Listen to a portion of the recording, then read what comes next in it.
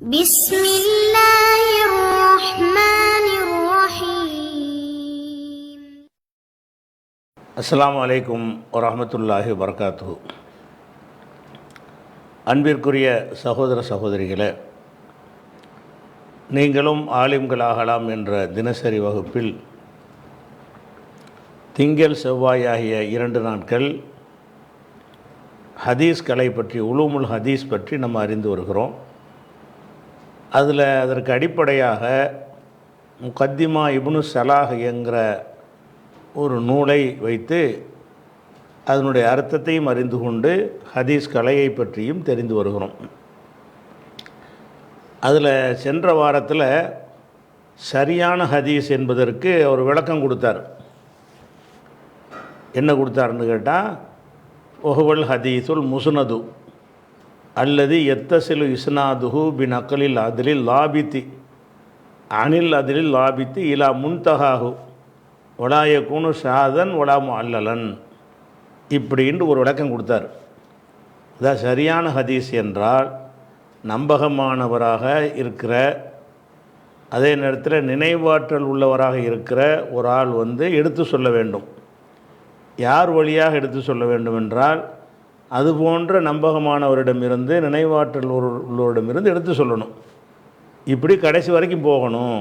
ஒரு முதல் அறிவிப்பாளரில் இருந்து கடைசி அறிவிப்பாளர் வரைக்கும் எல்லாருமே நம்பகமாக இருக்கணும்.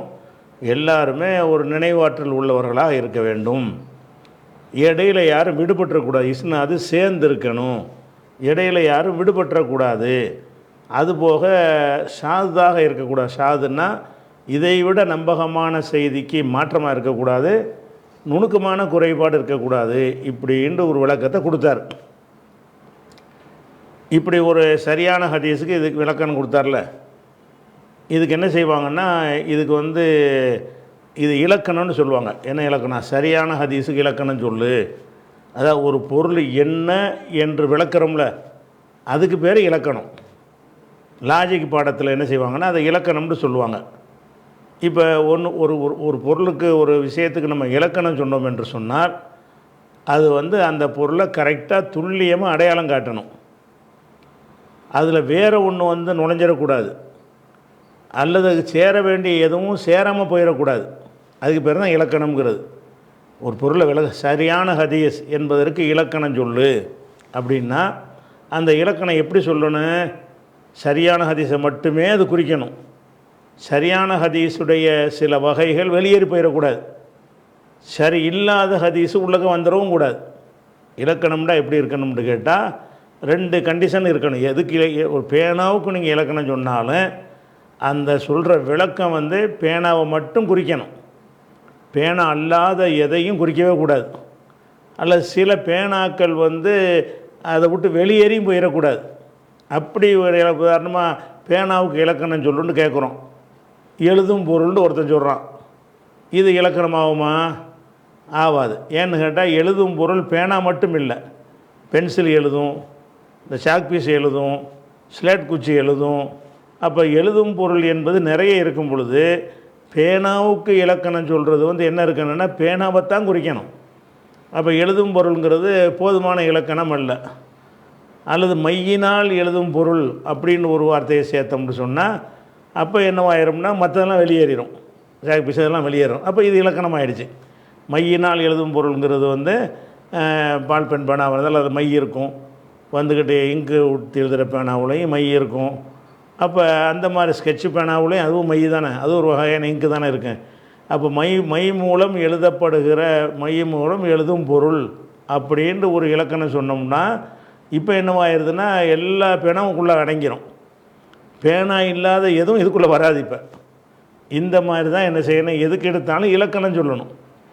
அதே மாதிரி ஒரு புரிஞ்சுக்கிறதுக்காக சொல்வதாக இருந்தால், ஏன்னா இவர் ஒரு இலக்கணம் சொல்லியிருக்காருல, இது சரியாங்கிறதுக்கு விளக்கம் கொடுக்குறார் அவர். நான் சரியான ஹதீஸ் என்பதற்கு ஒரு இலக்கணம் சொல்லியிருக்கிறேன், நான் கரெக்டாக தான் சொல்லியிருக்கிறேன் அப்படின்னு இப்போ சொல்ல போகிறார். அதுக்கு முன்னாடி இதை விளங்கிட்டு பார்த்தா தான் உங்களுக்கு என்ன செய்யும், இந்த அடுத்து வாசிக்கக்கூடிய சொல்லுடைய கருத்து உங்களுக்கு புலப்படும். உதாரணமாக குர்ஆனுக்கு இலக்கணம் சொல்லுன்னு சொல்கிறோம். குர்ஆன்டா என்ன அப்படின்னு நம்ம ஒரு ஆள்கிட்ட கேட்குறோம். குர்ஆனுக்கு விளக்கணம் சொல்லும்போது அல்லாஹ்வின் வார்த்தைகள் அப்படின்னு ஒருத்தர் சொல்கிறாருன்னு வைங்க, இது இது போதிய இலக்கணமாகுமான்னு ஆகாது. ஏன்னு கேட்டால் குர்ஆன் அல்லாத முந்தைய வேதங்களும் அல்லாஹ்வுடைய வார்த்தை தானே. குர்ஆனுக்கு இலக்கணம் சொல்லணுன்னா அல்லாஹ்வின் வார்த்தைகள்னு சொன்னீங்கன்னா அது குர்ஆனை மட்டும் குறிக்காத, குர்ஆன் அல்லாத வேதங்களையும் குறிக்குமே. ஹதீஸுகளும் அல்லாஹ்வுடைய வார்த்தை தானே. அப்போ இது இலக்கணம் போதுமானதாக இல்லை. இப்படி ஒருத்தர் சொன்னார்னு சொன்னால் இந்த இலக்கணம் குறைபாடு உடையதாக இருக்குது. அப்போ என்ன செய்யணும், இன்னும் கொஞ்சம் ஆட் பண்ணுவாங்க. நபிகள் நாயகத்துக்கு அருளப்பட்ட அல்லாஹ்வின் வார்த்தைகள் அப்படின்னு சொன்னோம்னா அது போயிடும். எது போயிடும், முந்தைய வேதங்கள் இதில் வராது. ஆனால் ஹதீஸையும் குறிக்கும் இந்த வார்த்தை. இந்த இலக்கணம் குர்ஆனுக்கு நீங்கள் இலக்கணம் சொல்கிறீங்க, குர்ஆனுக்கு சொல்கிற இலக்கணம் குர்ஆனை மட்டும்தானே குறிக்கணும். நபிகள் நாயகத்துக்கு அல்லாஹ்வால் அருளப்பட்டது தானே ஹதீஸுகளும், 3 வகை அருளப்படும்ல. அப்போ இதை ஒரு இலக்கணமாக ஒருத்தர் சொன்னார்னு சொன்னால் முந்தைய இலக்கணத்தை விட இது கொஞ்சம் மேம்பட்டதாக இருக்கிறது, ஆனால் முழுமையானதாக இல்லை. அப்போ ஹதீஸை நீக்கணும். இப்போ ஹதீஸ் அடங்கக்கூடாது, குர்ஆனை மட்டும்தான் குறிக்கணும் அப்படின்னு சொன்னீங்கன்னா நபிகள் நாயகத்துக்கு ஜிப்ரீல் மூலம் அருளப்பட்ட அல்லாஹ்வின் வார்த்தைகள் அப்படின்னு குர்ஆனுக்கு இலக்கணம் சொன்னார்னு வைங்க. இப்போ என்ன செய்யும்னு கேட்டால் இது முழுமையான இலக்கணமாகாது. ஏன்னு கேட்டால் சில ஹதீஸ் ஜிப்ரீல் மூலமாக சொல்லப்பட்ட ஹதீஸ் இருக்கும். ஜிப்ரீல் மூலம் அருளப்பட்டன்னு போட்ட உடனே அது குர்ஆனை மட்டும் குறிக்குமான்னா அப்படி சொல்ல முடியாது. ஏன்னா ரசூல் ஸல்லல்லாஹு அலைஹி வஸல்லம் ஜிப்ரீல் நேரடியாக ஈமான்டா என்ன, இஸ்லாம்டா என்னெல்லாம் கேட்பார், ரசூலுல்லாஹ் விளக்கம் சொல்லுவாங்கலாம் இருக்குதுல்ல. அதெல்லாம் ஜிப்ரீல் மூலம் தான் வந்திருக்கிறது. ஜிப்ரீல் மூலமாக வந்ததெல்லாம் நீங்கள் அல்லாஹ்வுடைய வார்த்தை குர்ஆன்னு சொன்னீங்கன்னு சொன்னால் அப்போ இந்த மாதிரி ஹதீஸுகளும் எதில் சேர்ந்துறேன், அந்த குர்ஆனுக்கு சொல்ல இலக்கணத்தில் அடங்கிடும். அப்போ குர்ஆனை துல்லியமாக பிரித்து காட்டுற மாதிரி இந்த விளக்கம் இல்லை. அப்போ என்ன செய்யணும், இதை இப்போ நீக்கணும். ஜிப்ரீல் மூலம் சொல்லப்பட்ட ஹதீஸ் இருக்கு அடங்குதில், அது அடங்காமல் இருக்கிறதுக்கு ஒரு வார்த்தையை ஆட் பண்ணணும், சேர்க்கணும். அது எப்படி சேர்க்கணும் அப்படின்னு கேட்டால் நபிகள் நாயகத்துக்கு ஜிப்ரீல் மூலம் குர்ஆன் என கூறி அருளப்பட்ட அல்லாஹ்வின் வார்த்தைகள். ஜிப்ரீல்கிட்டேருந்து வரும்போது அவர் இது குர்ஆன் என்று அவர் சொல்லிட்டு செய்வார். சொல்லாமல் பேசிட்டு போனார்னா அது வேறு வகையான வகையில் சேரும், குர்ஆனில் சேராது. அப்போ நபிகள் நாயகத்துக்கு ஜிப்ரீல் மூலமும் வரணும், இது குர்ஆனில் எழுதிக்கிறங்கன்னு ஒரு சொல்லிட்டு போகணும். அப்படியான அல்லாஹ்வின் வார்த்தைகள் தான் குர்ஆன் அப்படின்னு சொன்னீங்கன்னா இது குர்ஆனுக்கு முழு இலக்கணமாக போச்சுல. இப்படி சொன்னால் தான் குர்ஆன் அப்படி துல்லியமாக குறிச்சிருது. குர்ஆன் இல்லாத எதுவும் இதுக்குள்ளே வராது. இப்போ குர்ஆனுக்கு நாம் சொல்லுகிற எதுக்கு வேணாலும் இலக்கணம் சொல்லலாம், எதுக்கு வேண்டாலும். இன்னும் சொல்ல போனால் உங்களுடைய சிந்தனையை கூர்மைப்படுத்துறதுக்கு நீங்கள் ஆசைப்பட்டீங்கன்னா நீங்கள் சில பொருள்களுக்கு நீங்களாக இலக்கணம் சொல்லி பழகணும். சிந்தனையை கூர்மைப்படுத்துகிற என்ன செய்யணும், இலக்கணம் சொல்லி பழகணும். ஏதாவது மௌசுண்டா என்ன, இதுக்கு இலக்கணம் என்ன, இது என்ன மாதிரி போட்டால் இது மௌசை குறிக்கும், மௌசை மட்டுமே குறிக்கும், மௌசு அல்லாத எதையும் குறிக்காது அப்படின்னு நினைத்து கொண்டு இதுக்கு தகுந்த மாதிரி வார்த்தைகளை போட்டு கோர்த்து ஒரு வாக்கியத்தை நீங்கள் உண்டாக்கிட்டீங்கன்னா உங்களுடைய சிந்தனை கூர்மை ஆகிட்டே இருக்கும். இந்த இலக்கணம் சொல்லி பழகிக்கிட்ட யாருக்கும் என்ன செய்யும், சிந்திக்கிற அறிவு அதிகமாக இருக்கும். அப்போ இந்த மாதிரியான ஒரு அடிப்படையில் என்ன செய்ய, நீங்கள் நிறைய சட்டைக்கு இலக்கணம், பூட்டுக்கு இலக்கணம், வீட்டுக்கு இலக்கணம், காட்டுக்கு இலக்கணம் இப்படி சொல்லி பழகணும். வீடுண்டா என்ன, அப்போ வீடுண்டா என்ன சொன்னால் அது வீட்டை மட்டும் குறிக்கும் சொல்லி பார்க்கணும். இல்லையா இதில் வேறு இதெல்லாம் இருக்குமே, அப்போ சிந்தனை கூர்மையாகுதுல. அப்போ சிந்தனை கூர்மையாகிறதுக்கு என்ன செய்யணும்னு கேட்டால் பொருள்களுக்கு இலக்கணம் சொல்லி ஒரு சுய பயிற்சி நீங்கள் எடுக்கணும். இது இப்போ மன்திக்குன்னு சொல்லுவாங்கள்ல, அதில் உள்ள ஒரு கலை. இது மன்திக்குன்னா லாஜிக்குன்னு சொல்கிறாங்கல்ல, அதில் ஒரு பாடம் தான் இப்போ நான் சொல்லி கொண்டிருக்கிறது. இது அந்த மாதிரி மன்திக்கு பாடம் நடத்த நம்ம வாய்ப்பு கிடைத்தால் அதுலேயும் நடத்திக்கிடுவோம். இப்போ இந்த ஒரு அம்சத்தை நீங்கள் எடுத்துக்கலாம். எப்படி சும்மா இருக்கிற நேரங்களில் இலக்கணம் சொல்லி பழகிக்கிட்டே வாங்க, உங்களுடைய அறிவு கூர்மையாகிட்டே வரும். சிந்திக்கிற திறன் ரொம்ப விஸ்தீர்ணமாக சிந்திக்கக்கூடிய அளவில் மூளை விரிவடைஞ்சிரும். அதனால் இப்போ இலக்கணத்தை தெரிஞ்சுக்கிட்டோமா, அந்த அடிப்படையில் பார்த்தோம்னா இவர் இந்த இலக்கணத்தை சொல்லியிருக்கார். சரியான ஹதீஸுக்கு இலக்கணம் சொல்லியிருக்கார். என்ன சொல்லியிருக்காரு, இந்த இலக்கணத்துக்கு அரபியில் என்ன சொல்லுவாங்கன்னா தாரீஃப் என்று சொல்லுவாங்க, அல்லது முஅர்ரிஃப் என்று சொல்லுவாங்க, அல்லது தசவ்வுர் என்று சொல்வார்கள். இதெல்லாம் இது இலக்கணத்துக்கு உள்ள சொற்கள். அந்த இலக்கணம் வேறு, நம்ம நஹ்வு சர்ஃப் படிக்கிற இலக்கணம் இருக்குல்ல, அந்த இலக்கணம் வேறு. இது விளக்கம் சொல்வதற்கு உரியதுக்கு இலக்கணம்ங்கிறது அதுக்கு பேர். அப்போ இந்த சரியான ஹதீஸுக்கு இலக்கணம் சொல்லும் பொழுது இவர் போட்ட இந்த கண்டிஷன் வந்து சரியான ஹதீஸை மட்டும்தான் குறிக்குமா, சரியான ஹதீஸ் இல்லாதெல்லாம் வெளியேற்றிருமா, சரியான ஹதீஸ் எல்லாமே அடங்கிருமா அப்படின்னு ஒரு கேள்வி வருதுல்ல. அதுக்காக என்ன செய்கிறாருன்னா இந்த இலக்கணத்தை சொல்லிவிட்டு நான் சரியாக தான் இலக்கணம் சொல்லியிருக்கிறேன் அப்படின்ட்டு அவர் தனக்கு தானே என்ன செய்கிறாரு, ஒரு ஒரு ஒரு இது ஒன்று சேர்த்துக்கிறார். என்ன சொல்கிறாருன்னு கேட்டால், ஒஃபி ஹாதிஹில் அவுசாஃபி, இதான் நம்ம இன்றைக்கி படிக்க வேண்டிய பாடம். அது விளக்கணத்தை முந்தின பாடத்தில் பார்த்துட்டோம். ஒஃபி ஹாதிஹில் அவுசாஃபி, அவுசாஃபி என்பது வஸ்ஃபு என்பதனுடைய பன்மை. வஸ்ஃபு என்றால் தன்மைன்னு அர்த்தம், அவுசாஃபி என்றால் தன்மைகள். ஒஃபி ஹாதிஹில் அவுசாஃபி, இந்த தன்மைகளிலே, எந்த தன்மைகள், இந்த சொன்னார்ல தன்மை, இதுதான் தன்மை. என்ன தன்மை, இசன் அது சேர்ந்துருக்கணும், ஆரம்பத்தில் கடைசி வரைக்கும் எல்லாரும் அதில் இருக்கணும், ஆரம்பத்துலேருந்து கடைசி வரைக்கும் லாபித்தா இருக்கணும், அப்புறமேலு வந்து ஷாதா இருக்கக்கூடாது, அப்புறமேலு இல்லத்து உள்ளதாக இருக்கக்கூடாது. இதுதான் இதுதான் தன்மைகள். நான் சரியான ஹதீஸுக்கு சில தன்மைகளை நான் சொல்லியிருக்கிறேன்ல, இந்த தன்மைகளில் அது சொல்கிறார். ஒஃபி ஹாதிஹில் அவுசாஃபி, இந்த தன்மைகளில் நான் இலக்கணமாக சொல்லியிருக்கிற இந்த தன்மைகளில் இஹ்திராசுன், இஹ்தரச என்றால் விலகினான், இஹ்தரசனா என்ன செய்கிறது, விலகினான், ஒதுங்கினான், தள்ளி வைத்தான் அப்படிங்கிற அர்த்தத்துக்கு உள்ளது. இஹ்திராஸ் என்று சொன்னால் ஒதுக்குதல். இதுக்கு இஹ்திராஸ்னா என்னது, ஒதுக்கிறது, நீக்கிறது, நீக்கிறன்னு வச்சுக்கிறோங்க. இஹ்திராஸ என்றால் நீக்கினான்னு அர்த்தம் செஞ்சுக்கலாம். இந்த தன்மைகளில் இஹ்திராசுன், ஒரு நீக்குதல் இருக்கிறது. எதை நீக்குகிறது, அனில் முர்சலி, முர்சலை நீக்குதல் இதில் அடங்கியிருக்கிறது. இந்த இலக்கணப்படி பார்த்தீங்கன்னு சொன்னால் முர்சல் வந்து சஹீஹான ஹதீஸில் வராது.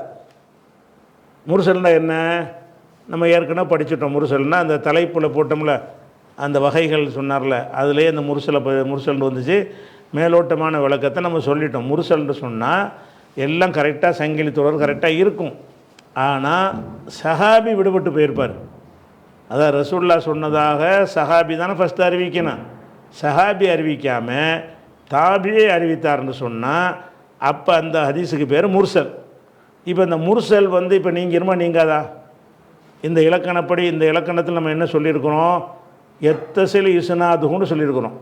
சனது சேர்ந்து இருக்கணும். அப்போ வந்து தாபிக்கும் ரசூல்லா இப்படி சேரும், மற்றதெல்லாம் வரிசையாக சேர்ந்துக்கிட்டே வருது. எனக்கு அவர் சொன்னார், அவருக்கு இவர் சொன்னார், இவருக்கு அவர் சொன்னார், அவர் சொன்னார்னு வந்து கடைசியாக நிற்கிற ஆள் வந்து ஒரு தாபியை நிற்கிறாரு. அவர் வந்து ரசூல்லாட்ட போய் சேர முடியுமா? கட்டாயிருச்சு, ஒரு ஆள் விடுபட்டு போச்சு, சஹாபி விட்டுவிட்டார். சஹாபிஸ் தான் அந்த இடத்துல இருக்க வேண்டும். அப்போ என்ன ஆகுதுன்னு கேட்டால், அந்த எத்தசில் இஸ்னாது கொண்டு போட்டோம்ல, சனது சேர்ந்து இருக்கணும்னு, இந்த வார்த்தை வந்து எதை தள்ளிடுது, முர்சலான ஹதீஸை வந்து தள்ளிடும். அது சஹி இல்லை, முர்சலான ஹதீஸு சஹி இல்லைன்றலாம். எல்லோரும் கரெக்டாக நம்பகமான ஆட்களாக இருக்கிறாங்க, எல்லாம் சரிதான், இப்போ நம்பகமான ஆள் தான் இருக்கிறாங்க. இது கடைசியாக சொல்கிற ஒரு தாபியில் சொல்கிறாரு, ரசூல்லா சொன்னதாக அவர் இப்படி ரசூல்லா காலத்தில் இல்லாத ஒருத்தர் இப்படி ரசூல்லா சொன்னதை அறிவிப்பார்.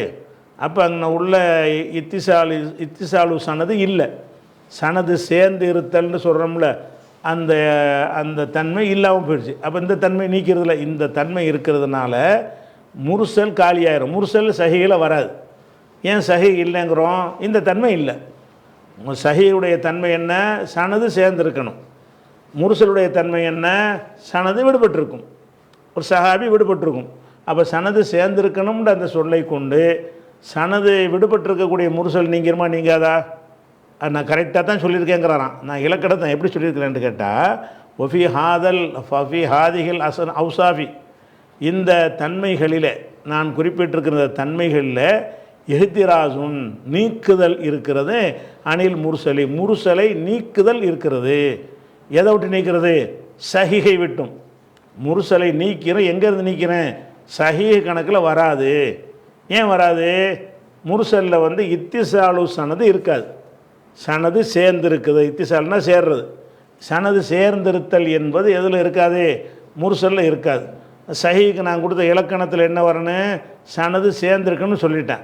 முர்சல் காலியாயிருது. முர்சலான ஹதீஸுகள் வந்து சஹி இல்லை. அப்போ கரெக்டாக எல்லாத்தையும் நீக்குது பாருங்கங்கிறார். அதே மாதிரி ஒல் முன்கத்தி, இந்த அன் வந்ததுனால அனில் முர்சலி ஒல் முன்கத்தி, இஹ்தரசன்ற வார்த்தைக்கு பிறகு அன்கிறது வரும், அதனால ஜர்ரு வருது. வழங்குதா? அன்னுக்கெல்லாம் அர்த்தம் செய்ய தேவையில்லை. முன்கத்தியை நீக்குதல் இருக்கிறது. முன்கத்தின்னா என்ன அர்த்தம், அந்த அறிவிப்பாளர் 10 பேர் இவர்கிட்ட அவர்கிட்ட வந்து அறிவிக்கிறாங்கல்ல, 7 அறிவிப்பாளர் 8 அறிவிப்பாளர் 5 அறிவிப்பாளர், எப்படி ஹதீஸுக்கு தகுந்த மாதிரி காலத்துக்கு தகுந்த மாதிரி வரும். பிற்காலத்தில் உள்ள ஹதீஸ் நூலாசிரியராக இருந்தால் ஒரு 10 அறிவிப்பாளர் அவர் சொல்ல வேண்டி வரும். ஆரம்பகால ஹதீஸ் தொகுப்பு நூலாசிரியராக இருந்தாருன்னா ஒரு 4 பேர்லேயே போய் ரசூலாட்ட போய் சேர்ந்துடும். அப்போ 4 5 6 10 இருப்பாங்க அறிவிப்பாளர்கள். அந்த அறிவிப்பாளரில் அந்த சஹாபி விடுபடுறார்ல, அந்த இடத்துல விடுபடுறதுக்கு மட்டும்தான் முர்சல்பாங்க.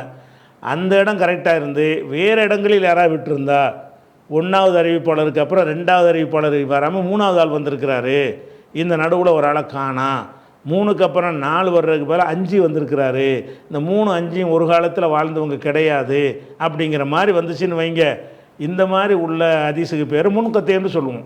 அப்போ முன்கத்தியான ஹதீஸு சஹிஹான்னு கேட்டால் நீங்கள் என்ன செய்யலாம், சஹி இல்லைன்னு சொல்லிடலாம். ஏன் இல்லைன்னு சொல்லிடலாம், இந்த தன்மைகளில் நான் சொல்லியிருக்கிற இந்த தன்மைகள் வந்து அது நீக்கிறது. எந்த தன்மை நீக்குது, இத்தசலை இஸ்னாது ஹூண்டார்ல, இஸ்னாது வந்து இணைஞ்சிருக்கணும், இத்தசலை சேர்ந்துருக்கணும் அப்படின்னு சொன்னதுனால முன்கத்தியில் சேர்ந்துருக்காது. இப்ராஹிமும் இஸ்மாயில்கிட்ட அறிவிப்பார், இவர் காலத்துக்கும் அவர் காலத்துக்கும் சம்மந்தமே இருக்காது. அப்போ 2 பேருக்கு மத்தியில் யாரை விட்டுருப்பாங்க, விடுபட்டுருக்குது, அப்போ சேர மாட்டேங்குது. அப்போ இதுக்கு தான் முன்கத்தையும்போம்.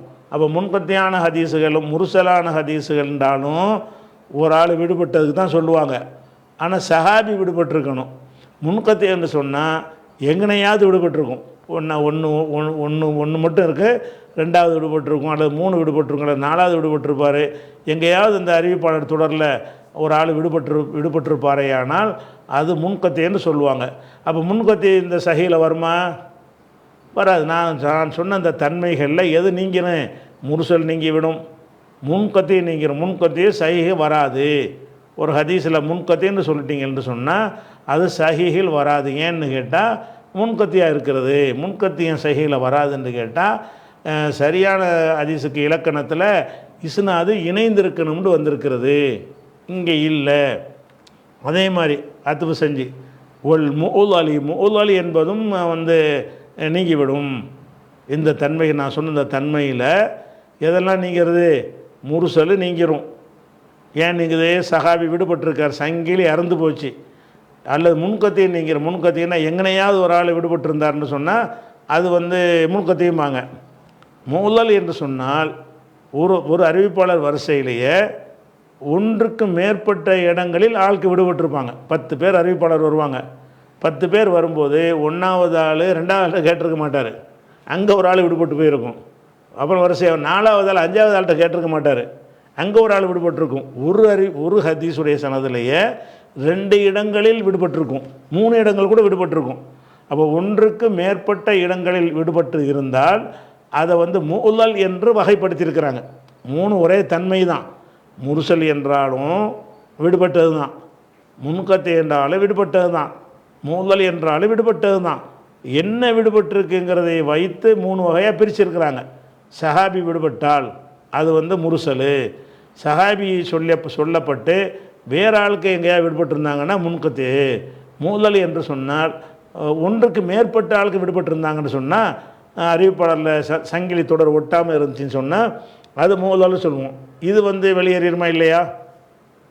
இப்போ நான் சொன்ன அந்த இலக்கணத்தில் இது வெளியேறுமா வெளியேறாதா அப்படின்னு கேட்குறாரு அவர். நான் ஒரு இலக்கணம் உங்களுக்கு சொல்லியிருக்கிறேன். என்ன சொல்லியிருக்கிறேன், எத்தசிலு இஸ்னாது ஹூண்டு அதில் ஒரு வார்த்தையை போட்டிருக்கிறேன், சனது சேர்ந்திருக்க வேண்டும்னு போட்டிருக்கிறேன். அப்போ முர்சலில் சேர்ந்திருக்க மாட்டேங்குது, அது நீங்கிரும். முன்கத்தியில் சனது சேராது, அது நீங்கிவிடும், சஹிஹில் வராது. முஅல்லல்ங்கிற வகையை உள்ள ஹதீஸாக இருந்தாலும் சஹிஹ் ஆகாது.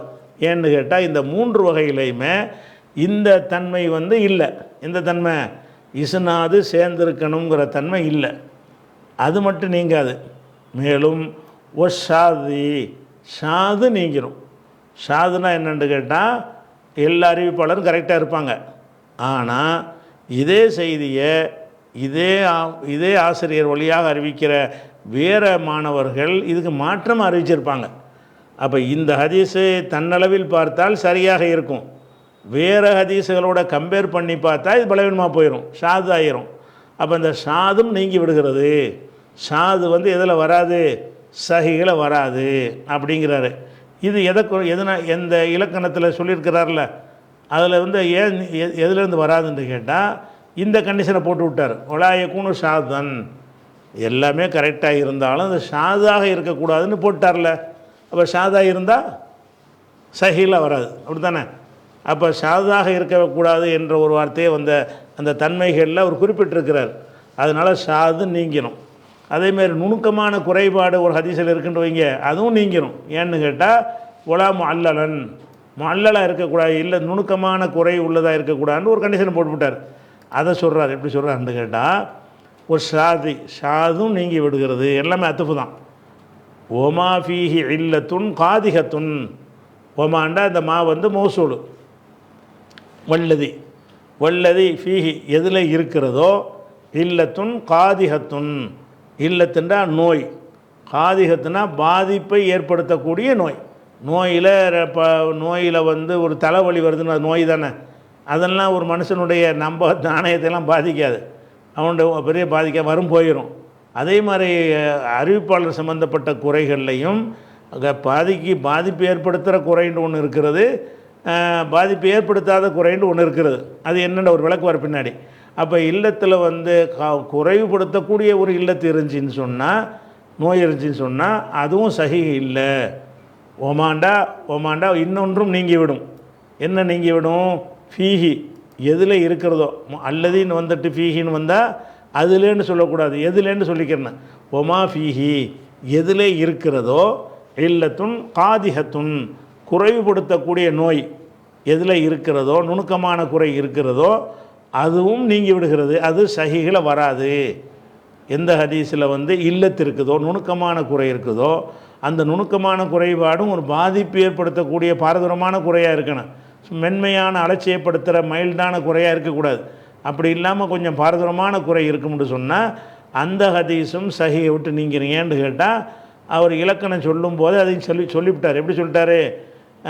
ஒலாயக்கூனு ஷாதன் ஒலா மஅலூலன், ஷாதாக இருக்கக்கூடாது, மஅலூலாக இருக்கக்கூடாது. மஅலூல் என்றால் இல்லத்தை குறைவுபடுத்தப்பட்டது, அதாவது நுணுக்கமான குறை உள்ளது அப்படின்னு ஒரு கண்டிஷன் போட்டார். இதுவும் நீங்கிருச்சு. அடுத்தது அறிவிப்பாளர்கிட்ட ஒரு குறை இருக்குன்னு வைங்க. அறிவிப்பாளர் எல்லாம் கரெக்டாக இருக்கிறாங்க, இங்கேருந்து அங்கே வரைக்கும் சங்கிலி தொடர் கரெக்டாக இருக்கிறது, ஷாதாவும் இல்லை, இல்லத்தும் இல்லை. ஆனால் அதில் உள்ள ஒரு அறிவிப்பாளரோ அல்லது 2-3 வேறு அறிவிப்பாளர்களோ ஏதாச்சும் ஒரு குறை உள்ளவங்களாக இருந்துடுறாங்க. என்ன குறை உள்ளவங்க? உதாரணமாக ஒரு அறிவிப்பாளர் வர்றாரு, இவர் கடைசி காலத்தில் வந்து மூளை குழம்பி போயிட்டார் அப்படின்னு வந்துட்டார்.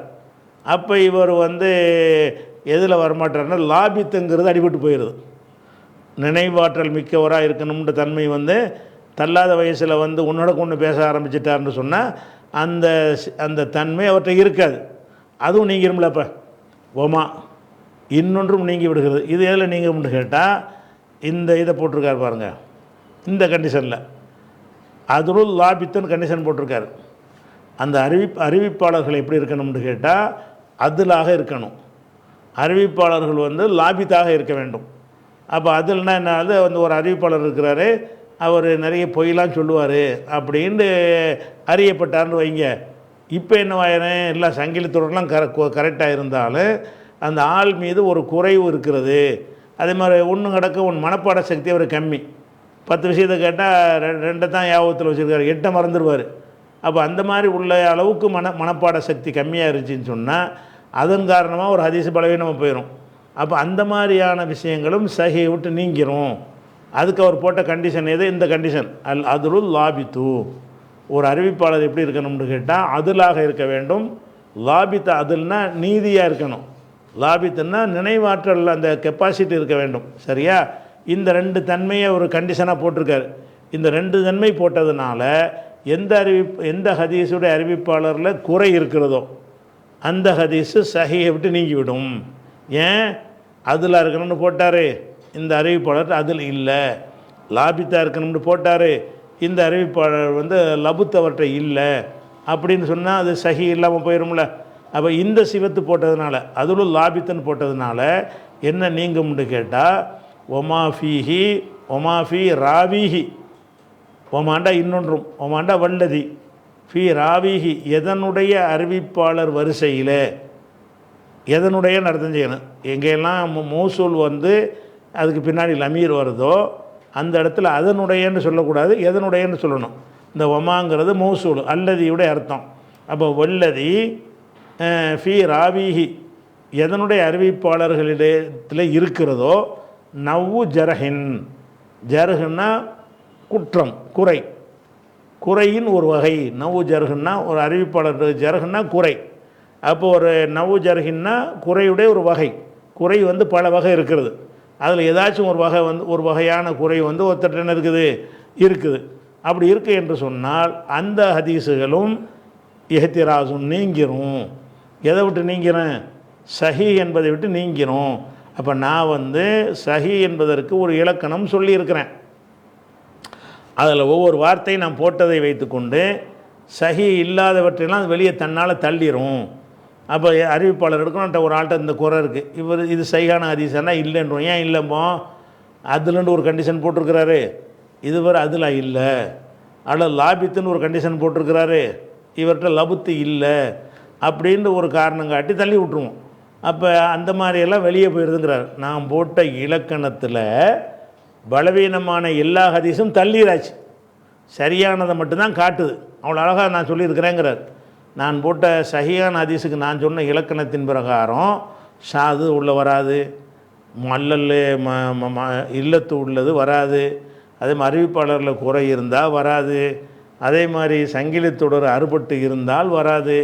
அப்படியான விஷயங்கள்லாம் கழிஞ்சிரும், கரெக்டாக சைகை மட்டும்தான் காட்டும் அப்படின்னு சொல்லி அவருடைய இலக்கணத்தை வந்து என்ன செய்கிறாரு, அவரே கொஞ்சம் சிலாகிச்சுக்கிறார். அவர் தான் அந்த இலக்கணத்தை சொல்கிறாரு. அவர் என்ன செஞ்சார், அந்த இலக்கணத்தை கொஞ்சம் பெருமைப்பட்டுக்கிறார். அப்போ ஃபி ஹாதிஹி லவ்சாவி, இந்த தன்மைகளில் எஹ்திராசுன் நீக்குதல் இருக்கிறது, அனில் முருசலை நீக்குதல் இருக்கிறது, ஒல் முன்கத்தியை நீக்குதல் இருக்கிறது, ஒல் மூலலை நீக்குதல் இருக்கிறது, ஒரு ஷாதை நீக்குதல் இருக்கிறது, ஒமாஃபீஹி இல்லத்தும் காதிகத்தும், எதில் வந்து குறைவுபடுத்தக்கூடிய நோய் இருக்கிறதோ அதையும் நீக்கி விடுகிறது. ஒமாஃபி ராவிஹி நவ்வு ஜரஹின், எதனுடைய அறிவிப்பாளர்கிட்ட வந்து குறையுடைய ஒரு வகை இருக்கிறதோ அதுவும் இதெல்லாம் நீங்கி விடுகிறது. இதுகளெல்லாம் சஹிகளை வராது. நான் அதுக்கு தகுந்த மாதிரி வார்த்தையை போட்டு தான் இலக்கணம் சொல்லியிருக்கிறேன். அதனால் இந்த மாதிரி இருக்கிறதெல்லாம் சஹி பட்டியலில் வராது அப்படின்னு சொல்லிட்டு அப்புறம் சொல்கிறார், ஒஹாதிஹி எவை முர்சலு, முன்கத்தி, மூலல், ஷாது, மல்லல், இந்த மாதிரி சொன்னோம்ல இந்த இவைகள்லாம், ஒஹாதிஹி இவையெல்லாம் அன்வாவும் தனி வகைகளாகும். அதை வந்து இங்கே விளக்கலை, இதெல்லாம் நீங்கிருச்சின்னு சொல்லிட்டாரு. முர்சல்னா என்னன்னு விளக்கலை, அது தனி பாடம் வரப்போகுது. முன்கத்தின்றா என்னன்னு ஒரு விளக்கலை, அதுக்கு தான் சொல்கிறார். அது பின்னாடி நான் விளக்கும், அதெல்லாம் விரிவாக நான் சொல்லுவேங்கிறார். ஒஹாதிஹி இவை என்று சொன்னால் எதெல்லாம் தள்ளுபடி செஞ்சோமோ அது, முன்கத்து, முர்சலு, மூலல், ஷாது, மகளூலு என்று தள்ளினார்ல, இவைகளெல்லாம் அன்பாவும் சில வகைகளாகும். திக்குருகா, அதை பற்றி கூறுதல், திக்ருன்னா கூறுதல் வந்து வரும், இனி வரும். இன்ஷா அல்லாஹ் நாடினானேயானால் இனிமேல் அது வரும். அடுத்தடுத்த பாடங்களில் முன்கத்தினா நான் என்னென்னு விளக்கமாக சொல்லுவேன், மூலல்னா என்னென்னு விளக்கமாக சொல்லுவேன். இப்போதைக்கு இதெல்லாம் நீங்கிருச்சு மட்டும் விளங்கிக்கிறங்கிறார். ஒஹாதிஹி இவையெல்லாம் அன்வாவும் சில வகைகளாகும். ஏத்தி திக்குருகா, இதை பற்றி கூறுதல், திக்ருனா நினைத்தல்னு அர்த்தம் இருக்கிறது. இங்கே நினைக்கிறதுக்கு புஸ்தகம் எழுதுகிறாரு, கூறுவதற்கு தான் எழுதுகிறாரு. ஏத்தி திக்குருகா, இதை பற்றி கூறுதல் வந்து வரும். இன்ஷா அல்லாஹ் தபாரக வ தஆலா, அல்லாஹ் நாடினால் என்ன செய்யும், இனிமேல் அது வரும் இப்படின்னு சொல்லி முதல்ல இலக்கணம் சொன்னார். ரெண்டாவது நான் சொன்ன இலக்கணம் சரிதாங்கிறதுக்கு ஒரு ஒரு வாதத்தை வச்சிருக்கிறார். அடுத்து சொல்கிறாரு ஃபஹாதா, ஹாதாண்டா இதுன்னு அர்த்தம், மறுபடி ஹுவ அதுக்கும் இதுன்னு தான் அர்த்தம், இது அது அதான் அர்த்தம். இப்படி வந்தால் நம்ம என்ன செய்யணும், 2 தடவை வந்துச்சுன்னா ஹாதாண்டாலும் இது, ஹூவண்டாலும் இது, இதுன்னு வந்து அப்படி ஒரு லாங்குவேஜ் தமிழில் கிடையாது. அப்போ அரபியர்கள் எதை பயன்படுத்துவாங்கன்னு கேட்டால் இதுதான் அப்படின்ட்டு வரையறுத்து சொல்வதற்கு தான் என்ன செய்வாங்க, ஹாதா ஹுவன்னா இதுதான். ஹாதாவுக்கு ஒன்றுக்கு அர்த்தம் செஞ்சால் போதும், இதுன்னு அர்த்தம் செஞ்சிடக்கூடாது. இப்போ ஹாதா ஹுவ இதுதான், எதுதான். இப்போ நான் சொன்னல ஒரு இலக்கணம், என்னென்ன மாதிரி சனது சேர்ந்துருக்கணும், அதில் இருக்கணும், லாபித்தா இருக்கணும், ஆதியிலேருந்து கடைசி வரைக்கும் ஒட்டிக்கிட்டு இருக்கணும், ஷாதா இருக்கக்கூடாது, இல்லத்தா இருக்கக்கூடாதுன்னு நான் சொன்ன ஒரு இலக்கணம் இதுதான் அல் ஹதீஸ், ஒரு ஹதீஸ் ஆகும். அல்லதி யுஹ்கமுலஹு பிஸ்ஸிஹதி, எதை பற்றி முடிவு செய்யப்படுமோ, அஹ்கம என்றால் முடிவு செய்தான்னு அர்த்தம். அல்லது யுஹ்கமுலஹு, எதை பற்றி முடிவு சொல்லப்படுமோ, பிஸ்ஸிஹதி சரியானது என்று. சிஹத்து என்றால் சஹி என்று சொல்கிறோம்ல, அதனுடைய மஸ்தர் தான் சிஹத்து. சரியானது என்று எதற்கு முடிவு செய்யப்படுமோ அந்த ஹதீஸ் ஆகும். இதுதான் சரியான ஹதீஸ்ன்னு சொல்லப்படுங்கிறார். இந்த இலக்கணம் சொன்னார்ல, என்ன சொன்னார், இத்திசாலாக இருக்கணும், அதில் இருக்கணும், லாபித்தாக இருக்கணும், ஷாதா இருக்கக்கூடாது, மல்லுலாக இருக்கக்கூடாதுன்னு சொன்னார்ல. இந்த இலக்கணம் உள்ள ஹதீஸு தான் அல் ஹதீஸ் உள்ளது யுஹ்கமுலஹு பிஸ்ஸிஹதி, சிஹத் என முடிவு செய்யப்படும் ஹதீஸ் ஆகும். சரியான ஹதீஸ் என்று முடிவு செய்கிற ஹதீஸா, இந்த மாதிரி இருக்கிற ஹதீஸு தான் ஹதீஸை சரின்னு சொல்லணும், சரியான ஹதீஸ் என்று சொல்லணுங்கிறார். அப்போ ஹாதா ஹுவ இதுதான், அல் ஹதீஸு ஒரு ஹதீஸ் ஆகும், அல்லது யுஹ்கமுலஹு பிஸ்ஸிஹதி சரியானது என்று முடிவு செய்யப்படுமே அப்படிப்பட்ட ஹதீஸ் ஆகும். இதுதான் சரிங்கன்னு பிலா ஹிலாஃபின், எந்த கருத்து வேறுபாடும் இல்லாமல் எல்லாரும் இதை வந்து ஏற்றுக்கிறாங்க. யார்கிட்ட கருத்து வேறுபாடு இல்லைன்னு கேட்டால் பைன அஹ்லில் ஹதீஸி, அஹ்லுல் ஹதீஸுக்கு, அஹ்லுல் ஹதீஸ்னால் ஹதீஸ் கலை விற்பனர்கள்னு அர்த்தம், அந்த துறை சார்ந்தவர்கள். அஹ்லுன்னா உடையவர்கள்னு அர்த்தம், அஹ்லுல் ஹதீஸ்னால் ஹதீஸ் உடையவர்கள். ஹதீஸ் உடையவர்கள்ங்கிற சொல்லு எதுக்கு கொடுப்பாங்கன்னு கேட்டால் அந்த துறையுடைய மேதைகளுக்கு சொல்லுவாங்க. அஹ்லுல் குரான்னா குரான் துறையில் உள்ள மேதைகள், அஹ்லுல் ஃபிக்குன்னா ஃபிக்குகளில் உள்ள மேதைகள், அஹ்லுல் ஹதீஸ் என்றால் ஹதீஸில் உள்ள மேதைகள் அப்படிங்கிறத குறிப்பதற்கு இந்த வார்த்தையை யூஸ் பண்ணுவாங்க. அப்போ பிலா ஹிலாஃபின் பைன அஹ்லில் ஹதீஸ், அஹ்லுல் ஹதீஸுக்கு மத்தியில், ஹதீஸ் துறை வல்லுநர்களுக்கு மத்தியில் எந்த கருத்து வேறுபாடும் இல்லாமல் இதுதான் சஹி என்று சொல்லப்படும்.